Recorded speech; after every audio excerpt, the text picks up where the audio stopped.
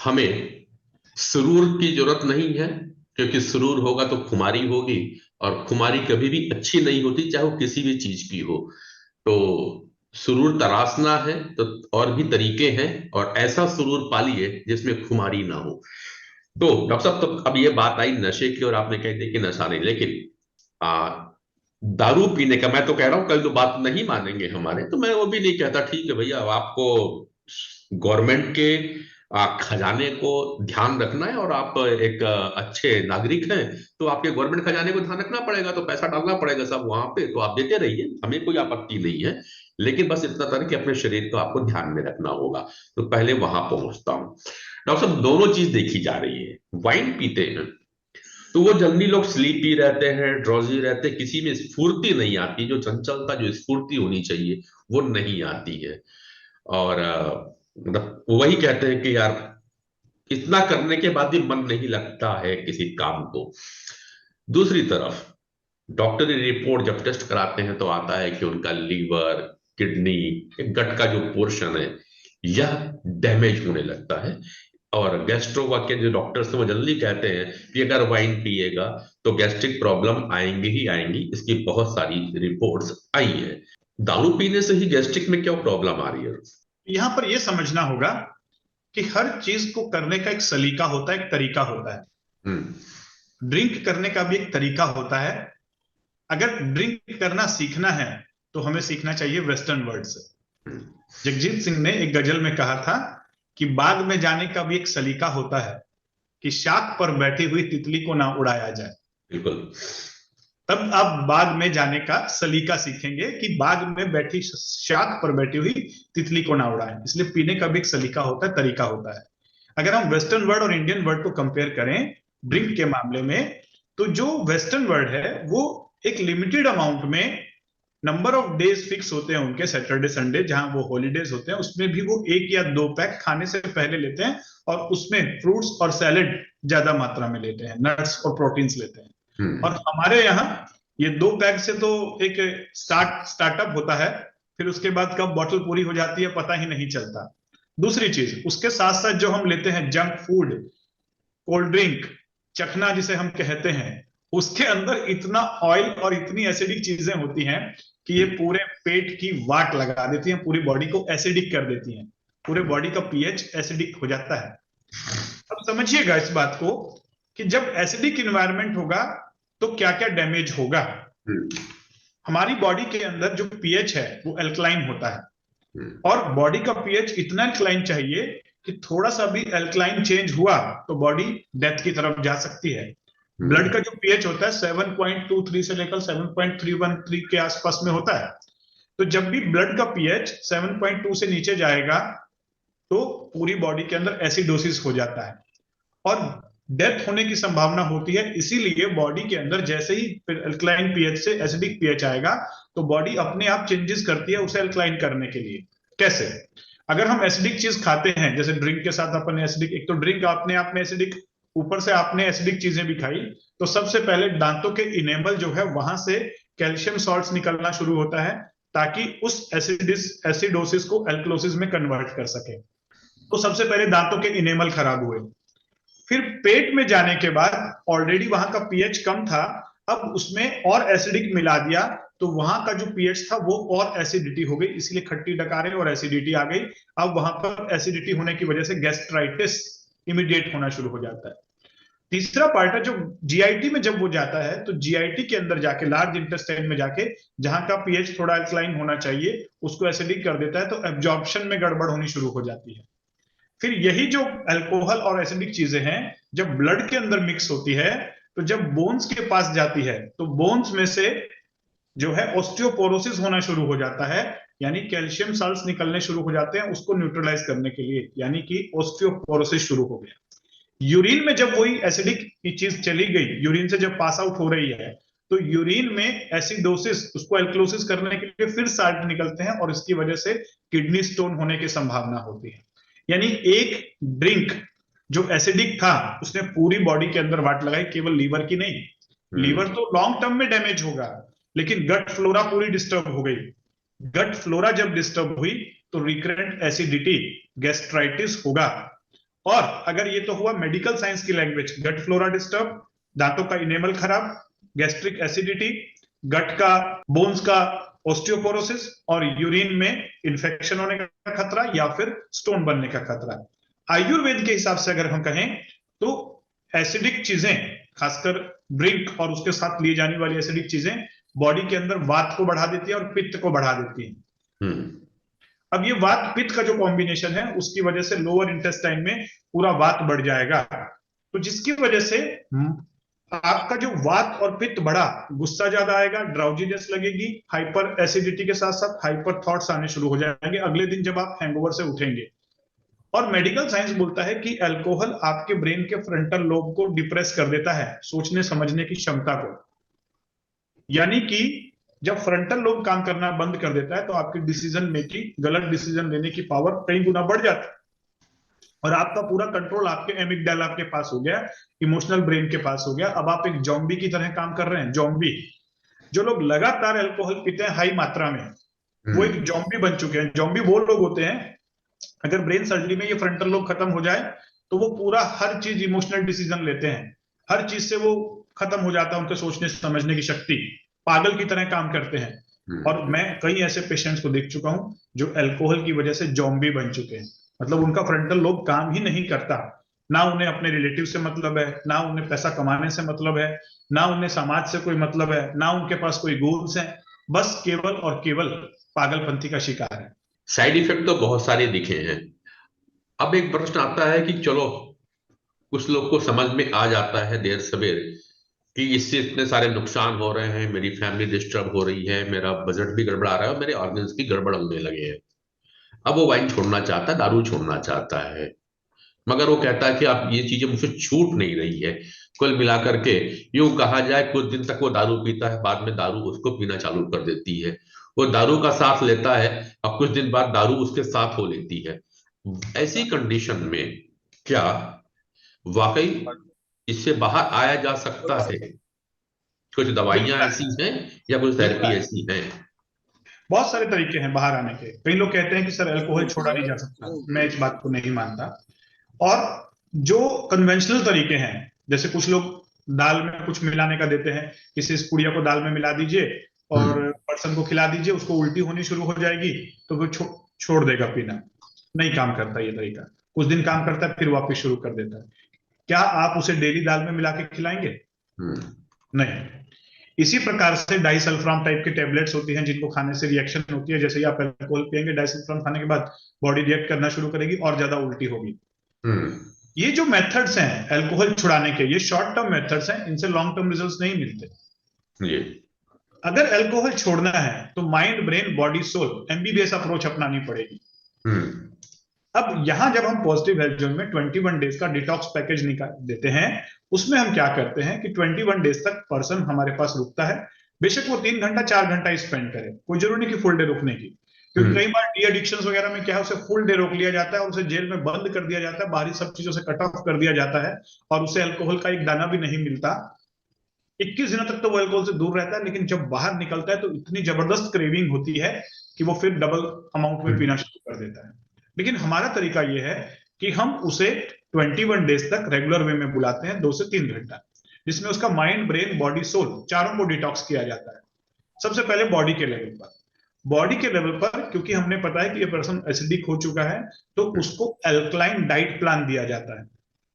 दूसरा दिया जाता है आयुर्वेद पंचकर्म में स्पेशल थेरेपीज वस्ती और एनीमा के द्वारा, अभ्यंगम, स्नेहनम, संवेदनम, वस्ती और कुछ अलग थेरेपीज का कॉम्बिनेशन दिया जाता है जिसके द्वारा उसका वात और पित्त वापस बैलेंस आते हैं। शिरोधारा दिया जाता है जहां पर उसका जो फ्रंटल लोब था, जो काम करना बंद कर दिया था, वो एक्टिव होना शुरू होता है। ये हुआ बॉडी के लेवल पर ट्रीटमेंट। उसके अलावा उसे अल्कलाइन डाइट दी जाती है जो उसके बॉडी के पीएच को चेंज करती है। इतने से ही उस व्यक्ति को अच्छा लगना शुरू होता है, उसको ये समझ में आता है कि इतने दिनों तक जो मैंने अपने बॉडी की वाट लगा के रखी थी, अब केवल इतने से दिन मुझे ये चेंज करने से मेरी एनर्जी चेंज हुई, मेरा स्ट्रेंथ बढ़ा, फिजिकल स्ट्रेंथ, और चेहरे पे चमक आनी शुरू हुई। अब यहीं पर साइमल्टेनियसली, ये तो हुआ केवल बॉडी के लेवल पर, साइड पे साइड उसके चक्रों पे काम किया जाता है, एक माइंड के लेवल पर और एक चक्र के लेवल पर। चक्र हमारे कॉन्शियसनेस का लेवल है, यानी जिस चक्र में आपकी कॉन्शियसनेस पहुंच गई, आप उस कॉन्शियसनेस से ऑपरेट होना शुरू हो जाते हैं। ज्यादातर देखा जाता है कि जो क्रॉनिक अल्कोहलिक होते हैं उनकी जो कॉन्शियसनेस होती है वो बहुत लोअर चक्रों में फिक्स हो जाती है, यानी मूलाधार चक्र, स्वादिष्ठान चक्र और मणिपुर, और ये भी हाइपर होते हैं, मतलब ये चक्रों में कॉन्शियसनेस होती है और ये हाइपर होते हैं, और ऊपर के जो 4 चक्र हैं वो बहुत ही लो होते हैं। तो इस वजह से व्यक्ति हमेशा सांसारिक दुनिया में फंसे रहता है और उसे वही चीजें अच्छी लगती हैं, और अपर पार्ट की कॉन्शियसनेस बिल्कुल लो पड़ी हुई है। अब हम यहाँ पर वेरियस तरीके की जो मेडिटेशंस हैं और जो हीलिंग थेरेपीज हैं फ्रीक्वेंसीज के द्वारा उसके अपर चक्रास को एक्टिवेट करते हैं, और जैसे उसके अपर चक्र एक्टिवेट होना शुरू होते हैं उसको सेल्फ रियलाइज होता है, सेल्फ एक्चुअलाइजेशन होना शुरू होता है कि यस, ये ड्रिंक मेरे लिए ठीक नहीं है, मेरी रिलेशनशिप, मेरी फैमिली लाइफ, मेरा प्रोफेशनल लाइफ सब खराब हो रहा है। हम उसे काउंसलिंग नहीं बोल रहा हूं, मैं बोल रहा हूं कि इनर कॉन्शियसनेस चक्र अलाइनमेंट के द्वारा जब चक्र बैलेंस आएंगे, लाइफ फोर्स एनर्जी बैलेंस आएगी, पर्सन को खुद रियलाइज होगा। और तीसरा लेवल होता है एनएलपी की D anchoring and de addiction technique. यहां पर हम उसको वर्चुअल वे में कुछ हिप्नोटिक एक्सरसाइज के द्वारा इस प्रकार की चीजें करवाई जाती है माइंड के लेवल पर कि जो काम गोली कर रही थी या वो पुड़िया कर रही थी कि पुड़िया के डालने से उसको माइंड के लेवल पर उल्टी होना शुरू होगा, अब हम उसके माइंड के अंदर ही एंकर डाल देते हैं, एंकर बॉडी के लेवल पर, कि जैसे ही वो अल्कोहल को देखेगा उसको जो पहले एक क्रेविंग हो रही थी अब उसे उल्टी आना शुरू होगा। समझ रहे हैं बात? यानी अब पहले वो उसको गोली खाने के बाद होता था ये रिएक्शन, अब हमने वो गोली उसके माइंड के अंदर ही इनपुट कर दी NLP anchoring de addiction techniques के द्वारा, जिससे जैसे ही वो अल्कोहल को देखता है या स्मेल लेता है जो उसके लिए बहुत सुखद था अब वो उसके लिए दुखद बन जाता है। कईयों को तो एलर्जिक रिएक्शन होना शुरू हो जाता है। अब जब जब उसको वो जाएगा या पिएगा तो उसको एक पेन मिलेगा, गेन नहीं मिलेगा। और इसी के साथ साथ कुछ स्पेशल सेशंस होते हैं उसके फ्यूचर की प्लानिंग के। देखिए जितने भी क्रॉनिक अल्कोहलिक पेशेंट्स मैंने देखे उनके अंदर 4-5 चीजें होती हैं जिसकी वजह से वो अल्कोहल को एडिक्शन हो चुका है। पहला है पास्ट के पेनफुल एक्सपीरियंस, दूसरा है प्रेजेंट के कोई ऐसे इश्यूज जिसका उसको रास्ता नहीं मिल रहा है, तीसरा है उसके पास फ्यूचर का कोई गोल नहीं होता जिसकी वजह से होपलेसनेस होती है, फोर्थ है कि उसके आसपास कुछ ऐसे ट्रिगर्स होते हैं जो बार बार उसको ट्रिगर करते हैं अल्कोहल पीने के लिए, और पांचवा होता है कुछ ऐसे दोस्त यार जो उसे फ्री में पिला पिला के या उसका टाइम और उसकी एनर्जी को या उसके मनी को खींच रहे हैं और उसको आदत डाल रहे हैं। तो ये पांचों इश्यूज को साइमल्टेनियसली हैंडल करना होता है।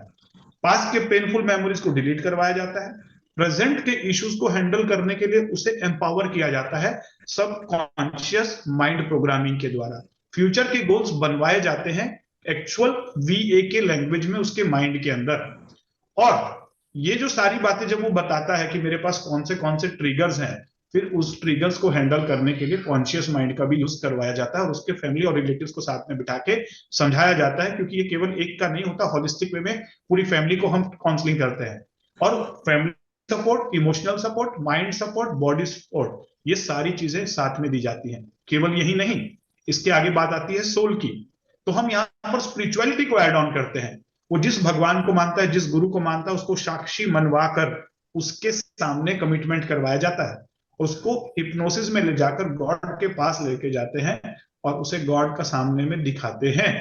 भगवान बोल रहे हैं तुम्हें कि तुम्हें पीना नहीं है, हम नहीं बोल रहे हैं, और तुम पीने के लिए यहाँ पे नहीं आए थे, तुम्हें कुछ नया काम दिया गया था, लेकिन तुम इस संसारिक दुनिया में भूल गए हो तुम्हें क्या काम दिया था। तो ये माइंड ब्रेन केवल एडिक्शन ही नहीं छोड़ता, वो बहुत सारी चीजें छोड़ चुका होता है और कुछ बहुत सारा नया चीज गेन कर चुका होता है और बाउंस बैक करता है सोसाइटी के अंदर। राइट। डॉक्टर साहब आपने 2-3 प्रमुख बातें कही हैं कि अगर माइंड को लेकर के जिस तरह से वो मेनली असर करता है फिजिकल पे और माइंड के ऊपर में, लेकिन जब काम करना पड़ता है तो माइंड, ब्रेन, बॉडी, सोल, इन चारों चीजों पे काम करना पड़ता है। और यदि फिजिकल की बात करें तो 2 चीजें ली जाती है, उसको एक डाइट के प्लान को सुधारा जाएगा कि उसको क्या डाइट लेनी है, क्योंकि एसिडिक से अपने को एल्कलाइन पे लाके उसको न्यूट्रल करना है, तो जो कि पॉजिटिव हेल्थ जोन में पॉसिबल है, और नेचुरोपैथ का सहारा लेते हैं क्योंकि वात, पित्त और कफ जो वहां पे बैलेंस जो खराब होता है, स्पेशली वात और पित्त बढ़ जाता है, तो उसको बैलेंस करते हैं नेचुरोपैथ का सहारा लेकर के। एक होगी माइंड के लेवल पे आप एनएलपी की टेक्निक का उपयोग कर रहे हैं। एक जो आपने चक्र की बात किया डॉक्टर साहब, चक्र को जनरली हम एक एनर्जी का ट्रांसफार्मर और ट्रांसमीटर के रूप में देखते हैं, जो हमने आपसे सीखा। यहाँ पे उसका रोल थोड़ा सा मैं और क्लेरिफाई चाह रहा था कि उसका क्या कारण है यहाँ पे चक्रों का, क्या चक्र के बैलेंस या नहीं है, उस और भी उसका इस तरह की एक्टिविटी में बढ़ता है। जैसे कि आप बताते हो कि अगर कोई पित्त का व्यक्ति है तो उसको मिर्च मसाला खाने की आदत ज्यादा होती है। सर कई युवा जो होते हैं वो नहीं जाते वाइन की ओर, लेकिन कुछ बड़ी तेजी से आकर्षित, बड़ी जल्दी आकर्षित हो जाते हैं। तो थोड़ा सा क्या ये चक्रों में एनर्जी के बैलेंसेस या चक्र के डिसअलाइनमेंट होने की वजह से भी होता है इस तरह की एक्टिविटी, या फिर सत रज और तम के गुणों का कोई मिश्रण इस पे? देखिए, चक्र विज्ञान एक ऐसा विज्ञान है जिसके बारे में अभी बहुत सारा रिसर्च करना बचा हुआ है। पुराने समय में ये ट्रांसफॉर्मेशन की साइंस होती थी। चक्रों को ट्रांसफॉर्मेटर भी कहा जाता है। ट्रांसफॉर्मेशन यानी आप लाइफ को कोई भी डायमेंशन में अगर ट्रांसफॉर्मेशन करना चाह रहे हैं अपने आप को, तो आप चक्रों की मदद ले सकते हैं। यानी बॉडी और माइंड के बियॉन्ड, ना माइंड की काउंसलिंग ना बॉडी पे कोई एक्शंस, क्या उसके बियॉन्ड भी कोई चीज हो सकती है कि जिससे लाइफ में ट्रांसफॉर्मेशन लाया जाए? यस, ये होती थी योगिक क्रियाओं का असर। यानी केवल योगिक क्रियाएं कराकर चक्रों को एक्टिवेशन और डीएक्टिवेशन के द्वारा पर्सन की पर्सनैलिटी में चेंज ला दिया जाता था। अब इस बात को अगर हम समझें तो ये जो चक्र विज्ञान है ये बहुत चमत्कारिक विज्ञान है अगर इसको सही तरीके से इंप्लीमेंट किया जाए। और thanks to science and technology कि अब अपने पास मशीनें आ गई हैं कि कितना कौन सा चक्र एक्टिव है, ओवर एक्टिव है या अंडर एक्टिव है। जैसे हम हार्मोन्स को देख सकते हैं T3 T4 TSH को कि हाइपोथायराइडिज्म है या हाइपरथायराइडिज्म है, और फिर उसकी मेडिसिन देके थायराइड के लेवल को बैलेंस किया जाता है। उसी प्रकार से हर चक्र की एक अलग प्रकार की लाइफ फोर्स एनर्जी है, और उस लाइफ फोर्स एनर्जी का एनालिसिस चक्रों के लेवल पर किया जा सकता है, देखा जा सकता है कि कितना हाइपर एक्टिव है या ओवर एक्टिव है। और एक एक चक्र एक एक साइकोलॉजी के साथ और फिजियोलॉजी के साथ जुड़ा है। यानी सपोज ये कीजिए कि कोई व्यक्ति अगर लगातार लंबे समय से क्रॉनिक एडिक्शन का शिकार है, चाहे वो गुटखा हो या ड्रग्स हो या अल्कोहल हो, और आप उसकी माइंड की एक भी काउंसलिंग ना करें, केवल और केवल उसके चक्रों को देख के, चक्रों को समझ के और चक्रों पे लगातार काम कर दी जाए योगी क्रियाओं के द्वारा, और वो व्यक्ति अपने आप 3 महीने के अंदर पूरा ट्रांसफॉर्म हो जाए। अच्छा। तो ये चमत्कार है, ये चमत्कार है। और पुराने समय में जो ऋषि होते थे, गुरुवर होते थे, जो आचार्य होते थे, वो स्टूडेंट्स के इन योगिक क्रियाओं को ऐड ऑन करते थे अपने इस करिकुलम में, एजुकेशन सिस्टम में, और उसी वजह से जो स्टूडेंट्स होते थे वो बैलेंस्ड होते थे, डिसिप्लिन्ड होते थे। उनकी लाइफ फोर्स एनर्जी गुरु के हाथ में होती थी कि कहां पे करना है। आजकल के टीचर्स भी इस बात को नहीं जानते, या तो वो डांटते हैं या प्यार से समझाते हैं या प्रिंसिपल की मदद लेते हैं, डंडे की मदद लेते हैं या पेरेंट्स की मदद लेते हैं। तो आजकल का बच्चा ना पेरेंट्स के कंट्रोल में है, ना डंडे से डरता है और ना प्यार की भाषा समझता है। तो ऐसे में ये जो चक्र विज्ञान है इसे रीएक्सप्लोर करने की जरूरत है, क्योंकि ये एनर्जीज का खेल है जहां माइंड की बात नहीं हो रही है, बॉडी की बात नहीं हो रही है। और मैं अपने प्रैक्टिकल अनुभव से कह रहा हूं ये बातें, क्योंकि मैंने बहुत सारे पेशेंट डिप्रेशन के, सुसाइडल टेंडेंसी के और एडिक्शंस के ऐसे देखे जिनके चक्रों में चेंज आया तो उसके माइंड सेट में चेंज आ गया और उनके जीवन का दिशा पूरा 360 डिग्री बदल गया। डॉक्टर साहब एक मैं और चाहता, आपने बहुत सारे रिसर्च पॉजिटिव हेल्थ जोन पे किए हुए हैं, चाय पिला के, कॉफी पिला के, सिगरेट पिला करके, लोगों को वाइन पिला करके भी आपने लिया। तो जो ये अधिकतर ये जो हैबिचुअल होते हैं वाइन के या एडिक्शन के जो शिकार होते हैं, तो क्या इनका स्वादिष्ठान चक्र और मणिपुर चक्र में आपको कुछ अंतर देखने को मिला? जैसे कि आप कहते हैं कि स्वादिष्ठान चक्र जो है वो इच्छाओं का चक्र है और मणिपुर जो है वो सुख की ओर ले जाता है, तो ऐसे जो एडिक्टेड लोग हैं इनके जो, अगर मैं ओवरऑल एनालिसिस की बात करूं, आज्ञा चक्र और सहस्रार चक्र ये हाइपो एक्टिव होते हैं, छोटे हो जाते हैं, इनएक्टिव हो जाते हैं। राइट। और मणिपुर चक्र, स्वादिष्ठान चक्र और मूलाधार चक्र हाइपर एक्टिव होते हैं, बहुत ज्यादा एक्टिव हो जाते हैं। स्वादिष्ठान और मूलाधार। स्वादिष्ठान, मूलाधार, मूलाधार, स्वादिष्ठान और मणिपुर, यानी रूट चक्र, सैक्रल चक्र और मणिपुर। ऐसा इसलिए हम्म। तो उससे उनकी लाइफ में क्या चेंज आता है, ओवर प्राउडेडनेस आने आता है, ओवर कॉन्फिडेंट हो जाते हैं ये लोग, हम्म। ओवर सेक्सुअल बिहेवियर्स हो जाता है, ओवर डिजायर्स हो जाती हैं, यानी अपनी डिजायर्स को कंट्रोल करना भूल जाते हैं। छोटी छोटी चीज के मन मतलब बहुत चंचल हो जाता है, और इनका जो विल पावर है वो टोटली खत्म हो जाता है। हम्म। ये तीन चक्रों के एक्टिव होने, जैसे मूलाधार एक्स्ट्रा हो गया तो कॉन्फिडेंस से ओवर कॉन्फिडेंस हो जाएगा, तो वो कुछ भी कर डालेंगे और गलत डिसीजन हो जाएगा। स्वादिष्टान ओवर एक्टिव हो गया, over sexual activity, over indulgence in the wrong things, desires control नहीं हो पाएंगी, मन चंचल हो जाएगा। मणिपुर चक्र ओवर एक्टिव हुआ, डाइजेशन की प्रॉब्लम आएंगी, और साथ ही साथ विल पावर एकदम टोटल जीरो हो जाएगा। जी। ये सारी चीजें, और प्लस उनके अंदर लालच आ जाएगा।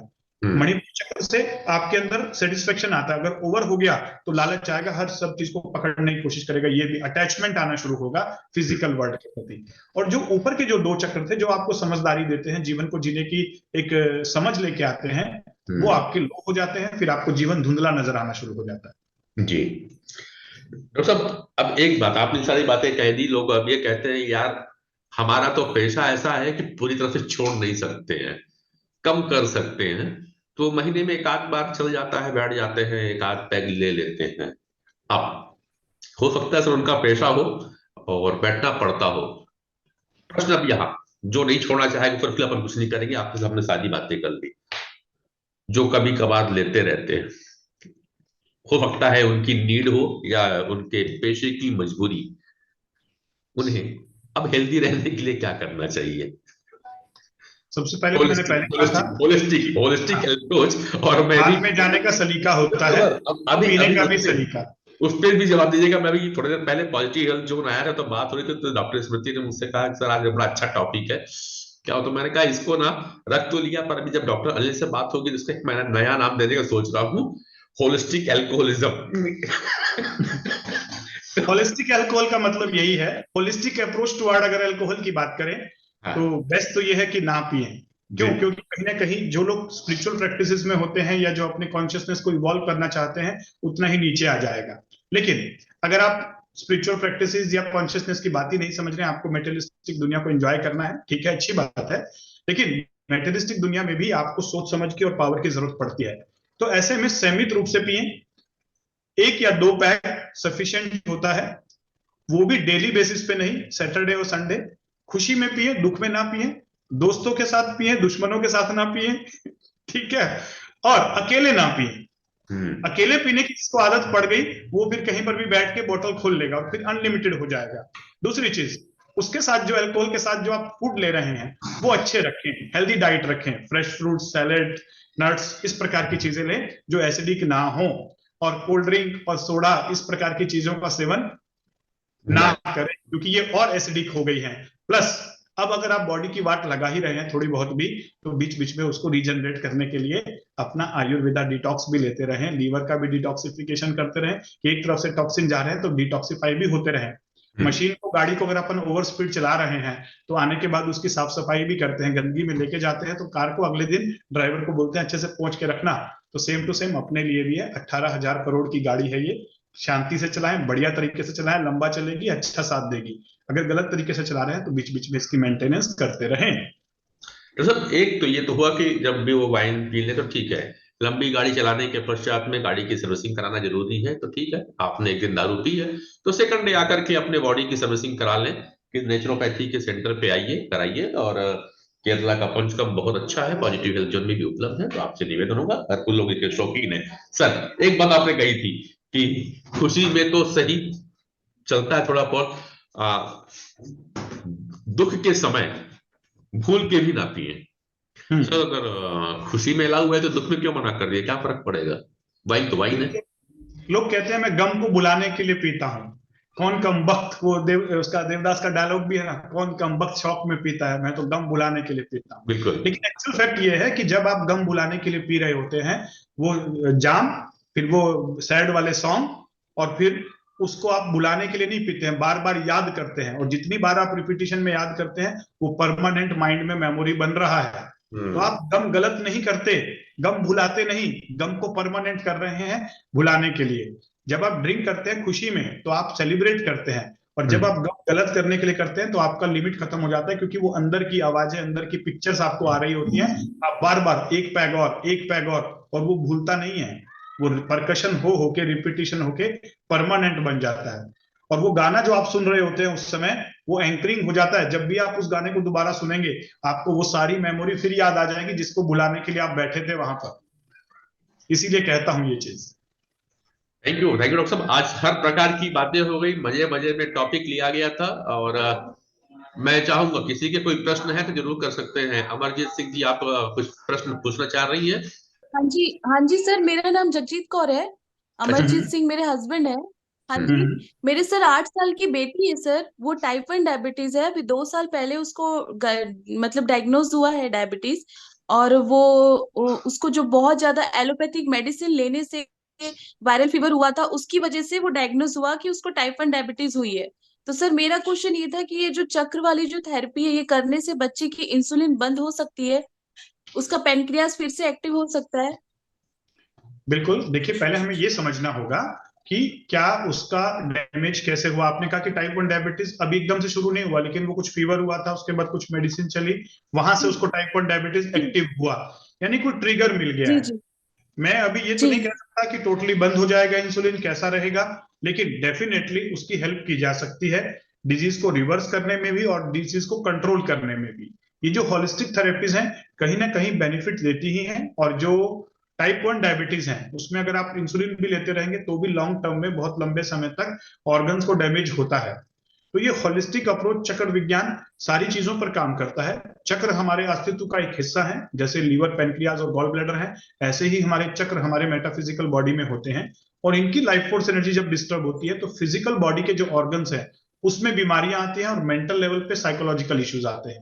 तो एक बार आप आके मिलिए, देखेंगे, मेडिकल रिपोर्ट्स भी लेके आएंगे। हम इंटीग्रेटेड अप्रोच का मतलब है कि मेडिकल साइंस के साथ हमें और कौन सी थेरेपीज को ऐड ऑन करना है जिससे लाइफ को और अच्छे, बेहतर तरीके से सही डायरेक्शन में लेके जाया जा सके। जी जी जी सर, ये एक्टिव होगा सर? मतलब जो पेनक्रियास में उसका जो इंसुलिन जो बनती है सर, वो बनती है, पूरी तरीके से डैमेज नहीं है, उसके बीटा यस। सेल भी मतलब काम कर रहे हैं, इंसुलिन निकलता है पर बहुत कम मात्रा में निकल रहा है। यस, अभी तो तभी तो बेनिफिट होगा। एक बार अगर टोटल बंद हो गया फिर मुश्किल होता है किसी चीज को रीजनरेट करना। हमारे बॉडी के अंदर इनबिल्ट हीलिंग कैपेसिटी है, उसे रीएक्टिवेट किया जा सकता है चक्र विज्ञान के द्वारा। जी जी सर, दुर्ग में जो आप लोग का सेंटर है सर, अभी वहीं से हम लोग आए हैं, वहीं से आपका नंबर मिला है। तो वो लोगों ने कहा एक बार ये जूम मीटिंग आप ज्वाइन करके देखिए, फिर आप जब भी चाहेंगे ये थेरेपी आप कंटिन्यू कर सकते हो। एक बार आप रायपुर जरूर आइए बिटिया को लेके, फिर उसके बाद आप कंटिन्यू बेशक जी दुर्ग में ही कीजिएगा हमारे सेंटर में, वहां पर जी आपको जोड़ दिया जाएगा। लेकिन एक बार जी जी कंसल्टेशन के लिए मेरे पास आपको जरूर आना होगा। जी सर, पक्का सर, मई में आएंगे सर, एग्जाम के बाद, बच्ची के एग्जाम हो जाएंगे उसके बाद हम लोग आते हैं आपके पास बच्ची को लेके। Right, right. सर उसके पहले सर कुछ ऐसा है सर कि जिससे कुछ ऐसा कुछ बता दे जिससे वो पेनक्रियास आप में जो। बीच में एक दिन आ नहीं सकते हैं कि मई तो बहुत दूर हो गया, इतना लंबा ड्यूरेशन क्यों? सर बीच में सर हम लोग को मेन ये चीज पता नहीं थी। मैं तो डॉक्टर एस कुमार की मेडिसिन ले रही थी, जो एप्रीपेड सेंटर वाली। हम लोग वहां अभी मेडिसिन कंटिन्यू करवाने के लिए गए थे, तो वहां पर जाके आपका बारे में पता चला। तो हम लोग वहीं से अभी आ रहे हैं। कल हम लोग को मॉर्निंग में सर निकलना है वापस। हम लोग यहाँ हाँ, से नहीं है, बचेली से है, जगदलपुर बचेली।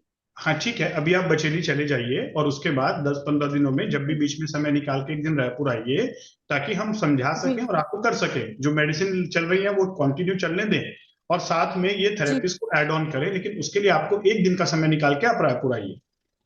सर, उन्होंने दवाई के लिए अभी 1 मंथ के लिए बोला है कि थोड़ा सा आप स्टे करिए, दवाई थोड़ी सी बंद करिए थोड़े दिन के लिए, और आप अभी बगैर दवाई के देखिए कि कंटिन्यू वैसे ही शुगर आ रही है कि नहीं आ रही है। वो आपके एलोपैथिक डॉक्टर हैं जिनसे आप एडवाइस? एलोपैथिक में से वो नहीं सर, वो एप्रोप्रिएट सेंटर है ना सर, जहां पर आपका, सर मुझे ठीक है, अच्छे से यहाँ का ज्यादा हो नॉलेज सकता नहीं है। है। देखिए, मैं ये हाँ कहूंगा कि मैं अभी ऐसे ऑनलाइन पे समझ नहीं पा रहा हूँ केस को। बेटर होगा कि आप जी फाइल्स के साथ, और कितना इंसुलिन बन रहा है, कितना जी पेनक्रियाज है, बीटा सेल्स कैसी हैं, वो सारी चीजें, क्योंकि मैं एक मेडिकल डॉक्टर हूँ, उन चीजों को भी समझ सकता जी हूँ। तो बेटर होगा कि आप एक जी कंसल्टेशन ले लें मेरे साथ। कोई और? सबसे पहले तो सिख पंथ में गुरु नानक देव जी ने लिखे कि नाम खुमारी नानका चढ़े रहे दिन रात। आपने होलिस्टिक ड्रिंक बोले तो मेरे को बाबा नानक की बात याद आ गई। जी वो खुमारी जो कभी उतरे नहीं, नाम जपते रहो, सिमरन करते रहो, कहाँ इधर उधर के झंझट फंसे। ये फंसते कौन है? जो नीचे वर्ग के हैं। वो दारू में चढ़ती है, फिर उतरती है, हैंगओवर होते हैं, फिर वो होता, फिर लीवर खराब होता है, पता नहीं क्या क्या खराब होता है। ये सब चीजों से बचने के लिए है कि नाम खुमारी पे, नाम सिमरन में लग जाए।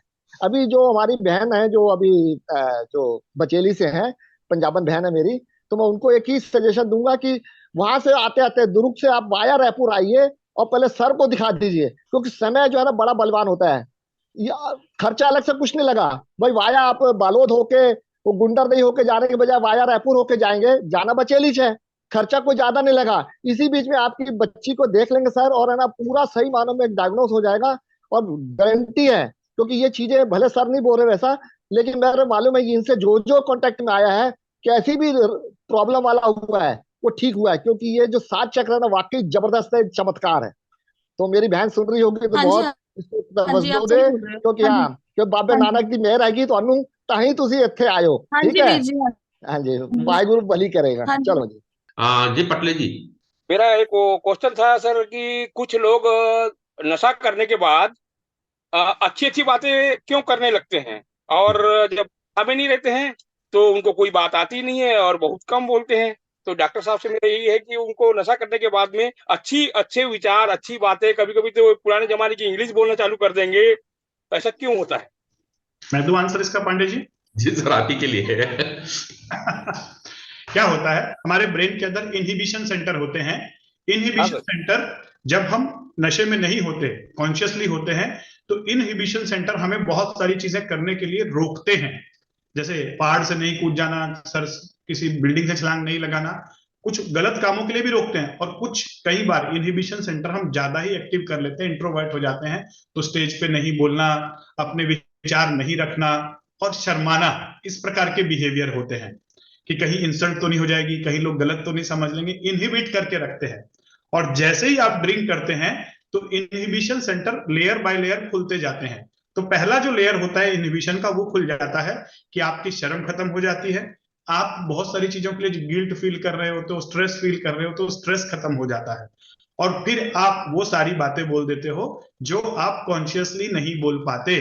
जैसे बहुत सारे लोग कई बार किसी लड़की को प्रपोज करना है तो नहीं कर पाते, लेकिन ड्रिंक करके करके आ जाएंगे, और क्योंकि अब उनके अंदर वो अंदर का दम आ गया, इनहिबिशन सेंटर खत्म हो गया।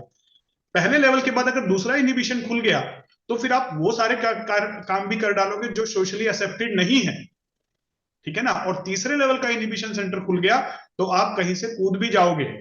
तो ये इसीलिए नशे का जो लेवल होता है 1 2 3 4 ऐसे धीरे धीरे धीरे चढ़ता है, और फिर चौथे स्टेज में इनहिबिशन सेंटर ही क्या टोटली बंद हो जाता है, फिर आदमी बेसुध हो जाता है।